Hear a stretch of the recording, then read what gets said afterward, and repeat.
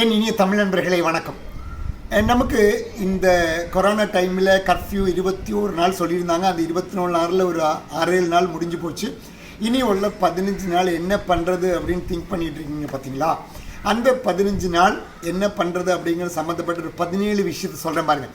இந்த 17 விஷயத்தில் எது உங்களுக்கு நன்றாக தோன்றுகிறதோ அதை செய்யுங்கள்.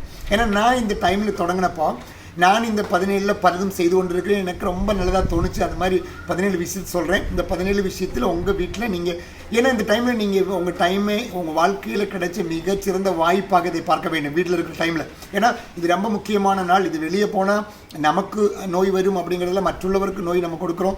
அது மாதிரி ரொம்ப சேஃபாக வீட்டில் இருக்க வேண்டிய டைம். இந்த டைமில் ரொம்ப எஃபெக்டிவாக யூஸ் பண்ணுறதுக்கு இந்த 17 விஷயத்தில் உங்களுக்கு எது நல்லதுன்னு தோணுதோ அதை பண்ணுங்க. நீங்கள் ஒன்று, உங்கள் ஃபேமிலி கூட உங்கள் சில்ட்ரன் கூட டைம் ஸ்பெண்ட் பண்ணுறதுக்கு இட்ஸ் எ வண்டர்ஃபுல் டைம்.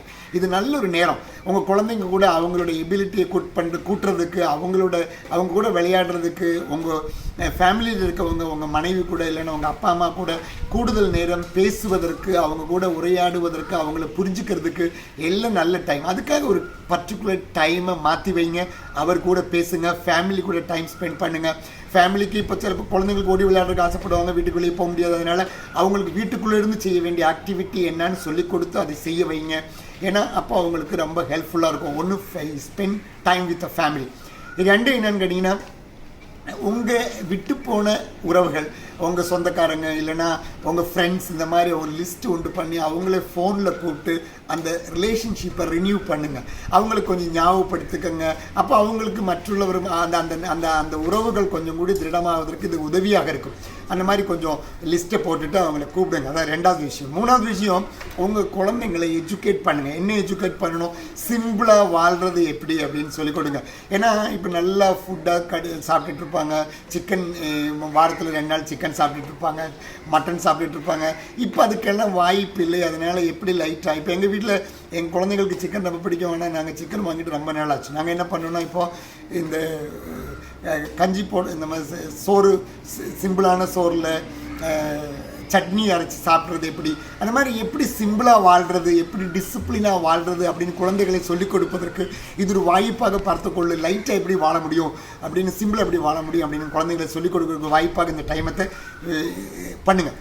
நாலாவது விஷயம் என்னங்க, ரிஃப்ளெக்ட் பண்ணுங்கள். உங்களை பற்றி, உங்கள் வாழ்க்கை நினச்ச மாதிரி போய்கிட்டு இருக்கா? நீங்கள் எங்கே தொடங்குனீங்க? என்ன செஞ்சீங்க?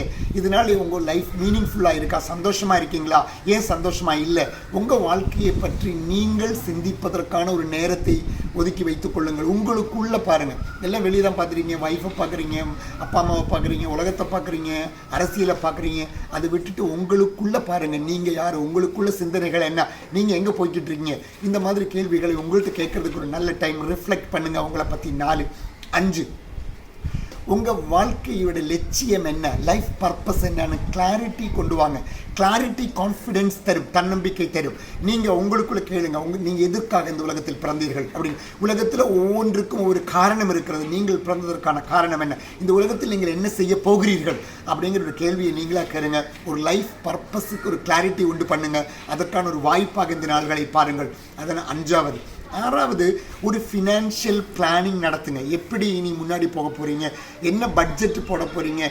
உங்கள் அசெட் அண்ட் லைபிலிட்டி எவ்வளோ, ஒரு பேலன்ஸ் ஷீட், உங்களுக்கு எவ்வளோ மொத்தம் சொத்துகள் இருக்குன்னு, எவ்வளோ கடன்கள் இருக்குன்னு, இதெல்லாம் ஒரு லிஸ்ட்டு போட்டு எப்படி போய்கிட்டுருங்கன்னு கண்டுபிடிங்க. ஒரு ஃபினான்ஷியல் பிளான் உண்டு பண்ணுங்கள். இனி எப்படி நான் பணம் சம்பாதிக்க போகிறேன், உள்ள பணத்தை நான் எப்படி செலவழிக்க போகிறேன், என் வாழ்க்கை எப்படி போக போகிறது அப்படிங்கிறத பற்றி ஒரு பிளான், ஒரு ஃபினான்ஷியல் பிளான் உண்டு பண்ணுவதற்கு இந்த நாட்களை உபயோகப்படுத்துங்கள். அது வெளியே ஹெல்ப்ஃபுல்லாக உங்களுக்கு இருக்கும் அப்படிங்கிறதான் 6வது விஷயம். 7வது விஷயம், புத்தகங்களை படியுங்கள். புத்தகங்கள் உங்கள் வாழ்க்கையை மாற்றிவிடும். புத்தகத்தை படிப்பதற்கு முன்னாலும் ஒரு புத்தகத்தை படித்ததற்கு பிறகு மனிதன் மாறிவிடுவான் அப்படின்னு கேட்டிருக்கேன். அதனால் புத்தகத்தை படியுங்கள். என்னென்ன புத்தகங்கள் நல்லா படிக்கலாம் அப்படிங்கிறத பற்றி ஒரு வீடியோ உடனே போடுறேன் பாருங்கள். புத்தகங்களை படியுங்கள். அப்புறம் 8வது விஷயம், லேர்னிங் ஆப்ஸுகள் நிறையாக இருக்கின்றன. ஃபார் எக்ஸாம்பிள், இந்த புக்குகள்லாம் ஆடியோவாக கிடைக்கும். ஆடியபிள் அப்படின்ட்டு ஒரு ஆப் இருக்குது, அதை டவுன்லோட் பண்ணுங்கள். பிளிங்கிஸ்ட் அப்படின்ட்டு ஒரு ஆப் இருக்குது. பிளிங்கிஸ்ட்னா இந்த மாதிரி நான் ஃபிக்ஷன் புக்குகளோட சின்ன ஷார்ட்டாக தருவான் நமக்கு. அதாவது ஒரு 250-300 பேஜ் இருக்கிறத 15 மினிட்டில் ரொம்ப ஆடியோவாக டெக்ஸ்ட்டாக தருவாங்க. அந்த மாதிரி தான் பிளிங்கிஸ்ட் அப்படின்ட்டு ஒரு ஆப் இருக்குது. இந்த மாதிரி ஆப்புகளை, லேர்னிங் ஆப்புகளை டவுன்லோட் பண்ணி அதை யூஸ் பண்ணுங்கள் அப்படிங்கிறதான் எட்டாவது விஷயம். ஒன்பதாவது என்னென்னு கேட்டிங்கன்னா, ஆன்லைன் கோர்ஸுகள் பண்ணுங்கள். இந்த டைமில் உடேமி மாதிரி ரொம்ப சீப்பாக கிடைக்கும் கோர்ஸு, ஆன்லைன் கோர்ஸ் கூகுளில் போனீங்கன்னா ஃப்ரீ டிஜிட்டல் கோர்ஸஸ் இருக்குது. இந்த மாதிரி கோர்ஸுகள் ஃப்ரீயாக கிடைக்கும். இதெல்லாம் அட்டன் பண்ணி இந்த டைமில் படிப்பதற்காக மாற்றி வைத்துக் கொள்ளுங்கள். ஆன்லைன் கோர்ஸுகள் பண்ணுங்கள். அதான் 9வது விஷயம். 10வது விஷயம், நல்ல சினிமாக்கள் இருக்கின்றன, சினிமா பாருங்கள். சினிமா பார்க்குற நேரம் டைம் பாஸ் பண்ணுறதுக்காக சினிமா பார்க்காதீங்க. வாழ்க்கையில் நமக்கு உந்தலாக இருப்பதற்கு, வாழ்க்கையில் முன்னுக்கு போவதற்கு உதவிகரமான சினிமாக்களை பாருங்கள். அந்த புத்தகத்தை பற்றி ஒரு வீடியோ போடுற டைமில் அந்த என்னென்ன சினிமா பார்க்கலாம், நான் எனக்கு வாழ்க்கையில் ரொம்ப இன்ஸ்பிரேஷனாக தோணுன கொஞ்சம் சினிமாவை பற்றி நான் சொல்கிறேன் பாருங்கள்.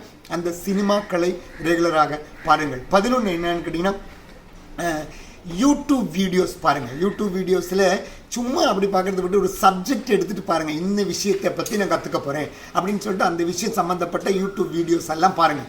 அதான் 11வது டிப்பு. 12 என்ன பண்ணுறீங்கன்னா, ஒரு புது மொழியை கற்றுக்கொள்ளுங்கள், ஒரு புதிய திறமையை கற்றுக்கொள்ளுங்கள். ஏன்னா புது மொழி, புது திறமை நமக்கு கான்ஃபிடென்ஸ் தரும். இங்கிலீஷில் கொஞ்சம் வீக்காக இருந்ததுன்னு இந்த 11 நாள் இங்கிலீஷ் ப்ராக்டிஸ் பண்ண போகிறேன் அப்படின்னு நினச்சிக்கோங்க. ஹிந்தி தெரியலனா ஹிந்தி படிக்க போகிறேன்னு நினச்சிக்கோங்க. ஏதாவது ஒரு லாங்குவேஜை, ஏதாவது ஒரு ஸ்கில்லை வளர்த்தி கொள்ளுங்கள். அது உங்களுக்கு தன்னம்பிக்கை கூடுதல் தரும். இதுதான் 12வது விஷயம். 13வது விஷயம், எக்ஸசைஸ் பண்ணுறதுக்காக, ரெகுலர் எக்ஸசைஸ் பண்ணுறதுக்காக டைம் ஸ்பெண்ட் பண்ணுங்கள். விளையாடுறதுக்கு இடம் இருந்ததுன்னா, வீட்டுக்குள்ளே விளையாடுறதுக்கு இடம் இருந்ததுன்னா விளையாடுறதுக்கு அந்த வீட்டில் இடம் இருந்ததுன்னா செய்யுங்க. இல்லைனா எக்ஸசைஸ் பண்ணுங்கள், யோகா பண்ணுங்கள். இல்லைனா ஜிம்மில் உங்கள் வீட்டில் இருந்ததுன்னா ட்ரெட்மில் மாதிரி இருந்ததுன்னா ப்ராக்டிஸ் பண்ணுங்கள். அதனால் எக்ஸசைஸ் பண்ணுங்கள். எக்ஸசைஸ் பண்ணுறது உங்களுக்கு மனதிற்கும் உடலுக்கும் உதவிகரமாக இருக்கும். அடுத்தது என்னென்னா, மெடிடேஷனை கற்றுக்கொள்ளுங்கள். இப்போ போய் மெடிடேஷன் படிக்கிறதுக்கு ஒரு ஆள் முன்னாடி போயிருக்க முடியாது. அதனால் இப்போ ஆன்லைனில் கிடைக்கும், யூடியூப்பில் கிடைக்கும். அதனால் சின்ன சின்ன டெக்னிக், பிராணாயாமா, எப்படி ப்ரீத்திங் பண்ணுறது, ப்ரீத்திங் ஆக்டிவிட்டீஸ், இதெல்லாம் உங்களால் கற்றுக்க முடியும். இந்த மாதிரி சிம்பிளான விஷயத்தை செய்யுங்கள். அதுதான் உங்களுக்கு 14வது விஷயம். மெடிடேஷனை செய்து கொள்ளுங்கள். ப்ரீத்திங் எக்ஸசைஸ் எல்லாம் கற்றுக்கலாம். ரொம்ப சிம்பிளாக செய்ய முடியும். அதெல்லாம் கற்றுக்கோங்க, செய்யுங்க. அதான் 14வது விஷயம். 15 என்னென்னு பண்ணிங்கன்னா, க்ளீனிங் பண்ணுங்கள். உங்கள் வீட்டில் நீங்கள் உங்கள் ஆஃபீஸ், இப்போ என்னுடைய ஆஃபீஸ் நான் ஒரு நாள் ஃபுல் எடுத்துகிட்டு க்ளீன் பண்ணேன். என்னுடைய புக்கெல்லாம் அடுக்கி வச்சேன். எல்லாம் அந்த மாதிரி க்ளீன் பண்ணுங்கள், ஒரு ஆக்டிவிட்டி பண்ணுங்கள். அதான் 15வது விஷயம். 16வது விஷயம், நான் இப்போ சொன்னதெல்லாம் வச்சுக்கிட்டு ஒரு ஷெட்யூல் உண்டு பண்ணுங்கள். காலையில் இருந்து நைட்டு வரை என்ன பண்ண போகிறீங்க அப்படின்னு ஒரு ஷெட்யூல் உண்டு பண்ணுங்கள். ஏன்னா இந்த ஷெட்யூல் உண்டு பண்ணிங்கன்னா அது செய்யணும்னு உங்களுக்கு தோணும். அதனால் மேக் த ஷெட்யூல். அதான் 15வது. 16வது விஷயம், நெகட்டிவாக நினைக்காதீங்க, ரொம்ப பாசிட்டிவாக அர்த்தத்தில் சொல்கிறேன். மரணத்தை பற்றி சிந்தனை செய்யுங்கள். Think about death. அப்படின்னா மரணம்னா ஏன் ஆளுக்கு அப்படி பயப்படுறாங்கன்னு தெரியல. சாவு அப்படின்னா ரொம்ப பயப்படுறாங்க.